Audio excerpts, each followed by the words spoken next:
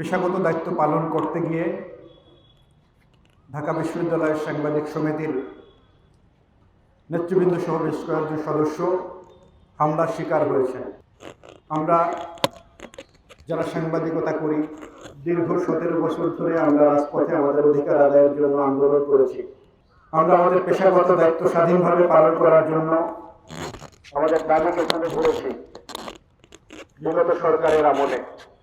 কিন্তু বিগত 17 বছরে যে ফ্যাসিবাদী সরকার বাংলাদেশে প্রতিষ্ঠিত ছিল তারা আমাদের সেই দাবির প্রতি কর্ণপাত করেননি। একটি কথা আছে যে গণমাধ্যমগুলো যখন সত্য প্রচারের পরিবর্তে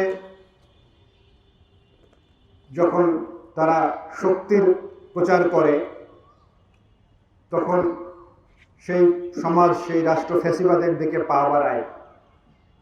যখন রাষ্ট্রের আইনশৃঙ্খলা রক্ষাকারী বাহিনী যারা জনগণের অধিকার রক্ষায় নিয়োজিত থাকে, জনগণের নিরাপত্তার দায়িত্বে থাকে, তারা যখন জনগণকে নিরাপত্তা দেওয়ার পরিবর্তে পক্ষে অবস্থান নেয় এবং নির্যাতিত বিপক্ষে অবস্থান নিয়ে তাদেরকে আসামির কাঠগড়ায় দাঁড় করায়, তখন সেই রাষ্ট্রটি চূড়ান্ত ফ্যাসিবাদের রূপ ধারণ করে, যেটি আমরা বিগত 16-17 বছরে দেখেছি। এদেশে গণমাধ্যমের স্বাধীনতা ছিল না, সংবাদপত্রের স্বাধীনতা ছিল না, সাংবাদিকদের কাজের নিরাপত্তা ছিল না, স্বাধীনতা ছিল না।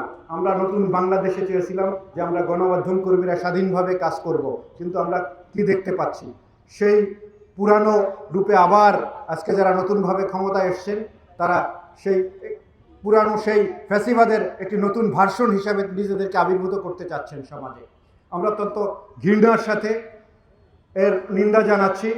যারা সেদিন ঢাকা বিশ্ববিদ্যালয় সাংবাদিক সমিতির সদস্যদের উপরে নির্বিচারে হামলা চালিয়েছে, নির্যাতন করেছে, তাদেরকে অবিলম্বে আইনের আওতায় এনে শাস্তি নিশ্চিত করতে হবে।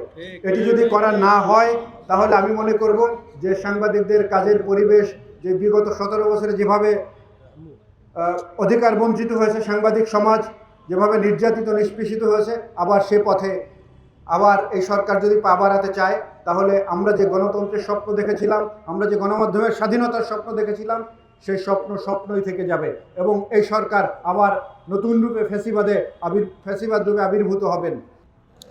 বিশ্ববিদ্যালয়ের যে শিক্ষার্থীদের উপর বা যে সাংবাদিকদের উপর হামলা হয়েছে তারা এই বিশ্ববিদ্যালয়ের শিক্ষার্থী। আবার এখানে প্রাথমিকভাবে হামলাকারী হিসেবে চিহ্নিত যাদের নাম এসেছে তারাও এই বিশ্ববিদ্যালয়ের শিক্ষার্থী। সো এই হামলাকারী শিক্ষার্থীদেরও অনতিবিলম্বে চিহ্নিত করে বিচার করতে হবে, শাস্তি দিতে হবে। এখানে একটি কথা না বললেই নয়, এখানে শাহবাগ থানায় যারা গিয়েছিলেন সেখানে ছাত্রদলের ব্যানারে গিয়েছিলেন। সো সংগঠন হিসেবে ছাত্রদলও এই হামলার দায় এড়াতে পারেন না। তারা একটি তদন্ত কমিটি করেছেন, এই জন্য সাধুবাদ প্রাপ্য। কিন্তু অনতিবিলম্বে দোষীদেরকে চিহ্নিত করে ব্যবস্থা গ্রহণ করবেন, এই দাবি আমাদের থাকলো। একই সাথে কোনো হামলাকারী কোনো রাজনৈতিক কর্মী হতে পারে না।